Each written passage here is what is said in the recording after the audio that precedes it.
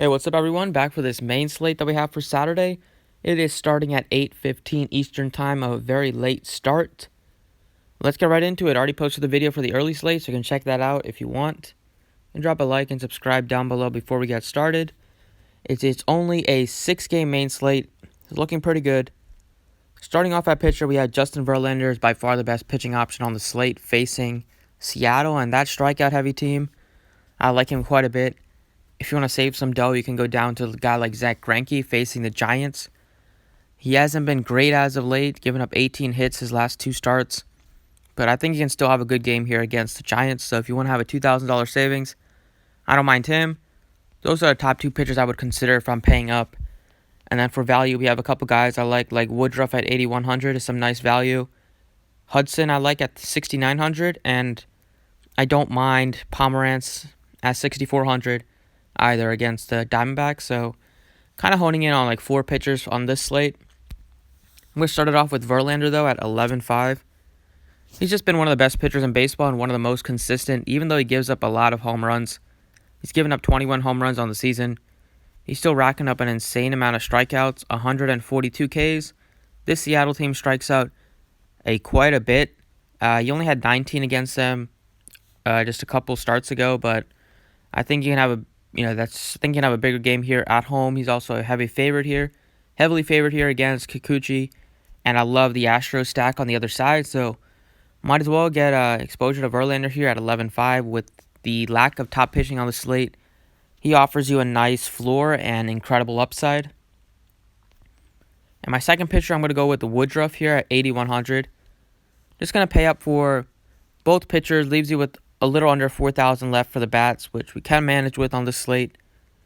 Woodruff's been really good this season. He's been the best starter for the Brewers. Been really racking up the strikeouts, 114 Ks and 94 innings, and he's been decent against this Pirates team. It was great against them one start at home. He was bad against them in Pittsburgh. The way he's been pitching as of late, he's been pitching pretty solid. Even though the Pirates don't have a very strikeout-heavy offense, with him being such an above-average strikeout pitcher, it'll give him a good chance to at least get 5 to 6. And if he's pitching really well, he can get you 7 to 10. You should get some run support here, and he's been shown the ability to go deep into games. He's going 7 innings a lot of the times, 7, gone 8 innings a couple times. So very rarely I think he's going to get you a terrible score. I think he can get the job done here at 8,100. So those are the 2 that I like quite a bit. At second base, I'm going to go right back to Altuve here. I definitely don't want to play him I definitely want to play him in this spot against Kikuchi, even though he didn't do anything yesterday with an 0 for 5 game. You got to always think about the next day in DFS. And Kikuchi is just so bad as of late, giving up an insane amount of power. Altuve's been crushing left-handed pitching this season. And I think it's just a perfect spot. I expect the Astros stack to completely go off now that Springer's back. I love the Astros today. Kikuchi this season's given up 14 of his 18 home runs have come against right-handed hitters. And he's just fallen apart. He was great he was decent the first month, but in June he's getting absolutely destroyed. 7.45 ERA. He's given up a 682 slugging percentage and a 341 average. So I expect the Astros to really take off here. He has a 5.17 xFIP against right-handed hitters. Decent fly ball rate at 34%. And getting hit pretty hard at 35%. Altuve's been really good against lefties, as I just showed you in the other video, but I'll show you again. I think he's definitely one of the better second baseman plays on this slate, especially because he's still very underpriced. He's batting .366 against lefties, 5 home runs this season. He has a 37% hard hit rate and almost a 40% fly ball rate. Like Altuve a lot at this price tag.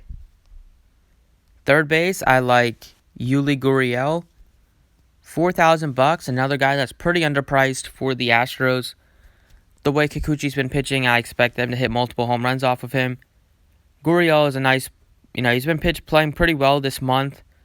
Hitting for some power. He's hit 3 home runs his last 5 games after he hit 3 the first 2.5 months. So he's really finding his power. He doesn't strike out that much either. He hasn't struck out in over a week. And I just think the Astros are a top offense to stack today. Get exposure to as many as I can, especially some cheapies like Gurriel and Altuve, I think make for great plays. One of my favorite value plays today comes at shortstop, and that's Nick Ahmed. Nick Ahmed here at $3,300. I love playing Ahmed against lefties. Pomerantz's numbers are pretty bad against righties, and Nick Ahmed is dirt cheap at shortstop. $3,300 allows you to pay up for both pitching spots if you want to. He's had some good success against Pomerantz. It's only like a 6-batter sample size, but he has 4 hits off of him. And against lefties, he continues to crush it. .342 average this season against lefties and 79 at-bats. A couple of home runs. He has a .203 ISO. He has a 42.2% hard hit rate against left-handed pitching. And last season as well, he was good against lefties with a .256 average and a .217 ISO. He's also another guy on the Diamondbacks that crushes left-handed pitching. Him and Ketel Marte are going to be some of my favorite plays. And career-wise, he has a .282 average against left-handed pitching with a .458 slugging percentage and almost a 30% hard hit rate, which has been a lot higher over the past couple seasons. And looking at Pomerantz here, he's been really good as of late. Like 3 out of his last 4 starts, he's been great. He still gives us some power to right-handed hitters. I think, if you're not going to be playing Pomerantz, I'll look at some of the value. Even if you do play Pomerantz, you could play a value guy like Nick Ahmed just because he's so cheap. He's given up a .313 average and a .580 slugging percentage to right-handed bats this season. And the xFIP to righties is 4.73. Much rather have some exposure to a guy like Ahmed here at $3,300. And last but not least, we have some value here on the A's. Lots of value. You have Mark Hanna here at $3,600. You have Chris Davis at $3,600. We'll see if he's going to play or not. If he plays, that seems like an absolute lock and load play at $3,600 against Tyler Skaggs. I'm going to go with Piscotty here. He's just so cheap at $3,300. He hasn't been great as of late, but he has been really good against left-handed pitching. Tyler Skaggs struggles against right-handed hitters for his entire career. And these A's are one of the better teams in baseball against left-handed pitching, top 5 in batting average and slugging percentage. Last I checked, which was like a week ago, so unless things went downhill for them against lefties over the past week, they should still be top 10 at least against lefties. And Piscotty's been one of the best hitters on the A's versus left-handed pitching. .358 average this season, 3 home runs and 67 at-bats.